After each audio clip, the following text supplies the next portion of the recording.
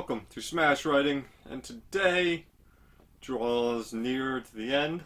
We're a few days removed from the new Scroll hitting the movie theaters. I'll be there checking it out because I am excited to see what they're doing. Not so excited today, we're talking about Wicked Prayer.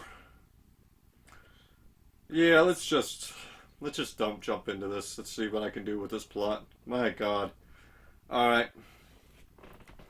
We open with an attack on a mining site. What's going on here is the mine is shutting down for a Indian resort casino. And it's putting a lot of miners out of work, so you got a lot of heated arguments on both sides of it. Which starts the attack, led by pestilence, famine, war. And while that's going on, you get a woman, Lola, freeing Death, a guy who calls himself Death, from a prison chain gang. Yeah, it's a real, it's a terrible scene. Just god awful scene.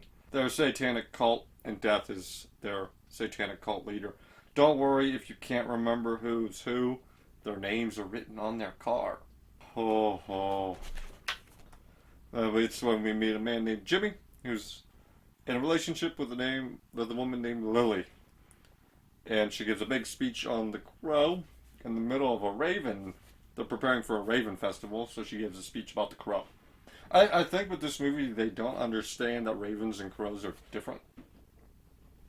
They're different. They're different species of birds. I mean, they might look a little bit alike, but they're different. She's dating Jimmy, like I said. And their love is threatened by her dad and her brother.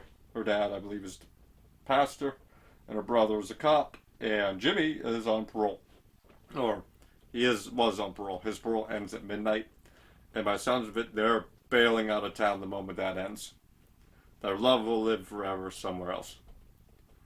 And he's on his way to pick her up and take her to the Raven Fest when his car isn't working, so he pedals on over.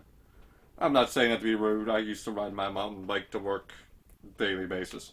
But the brother is a dick and makes him fall off the bike and then insults him and tells him at midnight you might be able to leave, but she ain't going anywhere. And he kind of like brushes him off and enters the shop to find that she's being attacked by death, war, famine, pestilence, Lola. And they grab him up because they need him too. This is ritual killing, you see. She tries to fight him off, but Death gets a hold of her and confesses his love to her and pisses off Lola. But Lola's fine. Lola's taking her eyeballs. And then her eyes will become Lola's eyes. And then they're going to hang them both and kill Jimmy and take his heart out and cast a spell, which starts forming triple X's on Death's chest. Something that's going to be they'll be everywhere by the fucking end of this movie.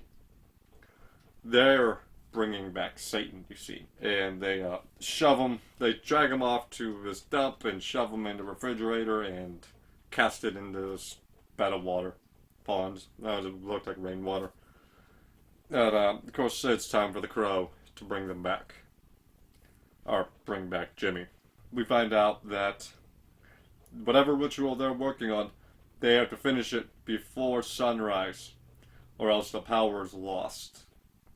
So we get Jimmy. He's brought back to the store where they died and is getting flashbacks of everything. Can't take it anymore. He grabs a gun and tries to knock himself off. But obviously that doesn't work. He's got one direction here. Forward. Eliminate the targets. Except we get a little bit of a wrinkle here because we find out what he's on parole for. He's on parole for killing somebody. We'll find out later that he killed a guy who was attempting to assault a woman. So the town hates him for it. Okay then. He takes Lola's body back to her house and leaves her there so someone can find her. And now he's on the hunt and he tracks down, I believe it is Pestilence first, who's at this bar. While he's doing all that though, Squiggy and the gang are tracking down a virgin at a wedding house, church who's having a wedding. Except the bride is pregnant, and Lola now has supernatural powers because of her eyes, can see that there are no virgins here. But Death has an issue with the pastor. Uh, I guess his dad did something wrong, or they backtracked. The pastor killed his dad, something I don't know. I can't remember. But he shoots him and shoots everyone else, and leaves the pastor's wife alive to remember the horror. Jimmy is tracked down Pestilence at a bar. He wants answers, of course. And the fight breaks out between the two of them. He wants to know where Death is. He was going to leave him alive, but he tried to attack him again, so he has to finish the job. Because he doesn't want to be a killer. From there, though, Jimmy intercepts the hearse that's carrying Lily's body, because at this point, Lily's been found by her family, who are seeking revenge on Jimmy because they believe Jimmy killed her. So you got the cops looking for Jimmy, Jimmy looking for Death and the crew. And he buries her at the tree that has their names etched into it, love forever, while he heads off, again, and he goes to the church that they had previously attacked. Why he went to that church, I have no fucking idea. But we also find out while he's there that the pastor and the wife are the parents of the guy he killed. I guess this is supposed to be, he returns the pastor to life. I feel nothing for this because I feel nothing for their son because I don't care that he was beaten to death. When you tried assaulting a woman, I do not care about your safety and that fucking... Jimmy finally tracks down the gang to Ravenfest, where they're attacking the people who are there, and he gets into a conversation with Death, who actually is Satan. The ritual is working, and he overwhelms the crowd. They overwhelm him and escape, and as when the cop shows up, actually, the bird gets injured too in this sequence, so he's kind of half power now because the bird is injured.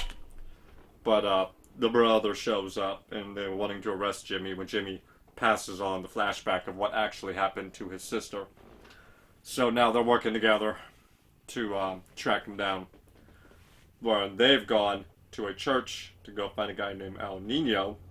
They need to get married to bring back Satan. And it's all in his book. So they're starting the ceremony, which are being crashed by everybody. The Crow starts a fight with War, and the War manages to hold him off just long enough for the ceremony to be completed. They found a virgin too. He was on the side of the road.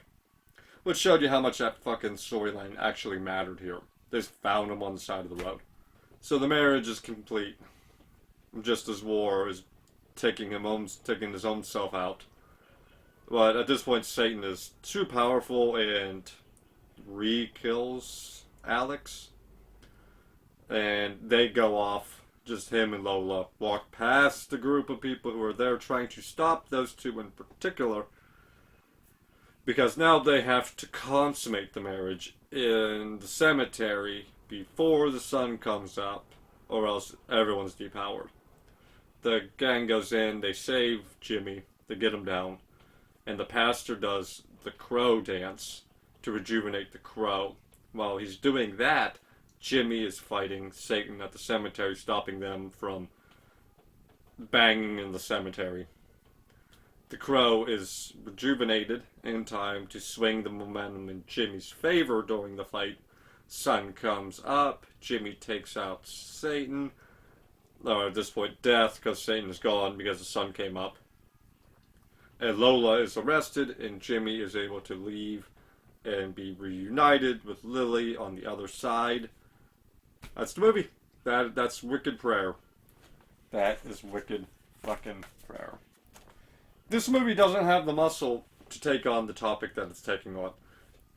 I really like the fact we're entering a new supernatural character, such as Satan, to take on the equally immortal Crow. That's an interesting idea to have these two supernatural entities collide together. But the people who are writing this story aren't good enough to cover it. It feels so slapped together, so lazily written. It's infuriating because of how lazy and sloppy this is. Because this is a really great idea that they mishandled the absolute shit out of. I don't like to blame the cast. Like I've always said, I don't, because I'm not an actor. It's a really tough job. It's really tough for me to even stand here and talk to a camera, let alone try to act in front of one. So I don't really want to be like, oh, those actors are terrible.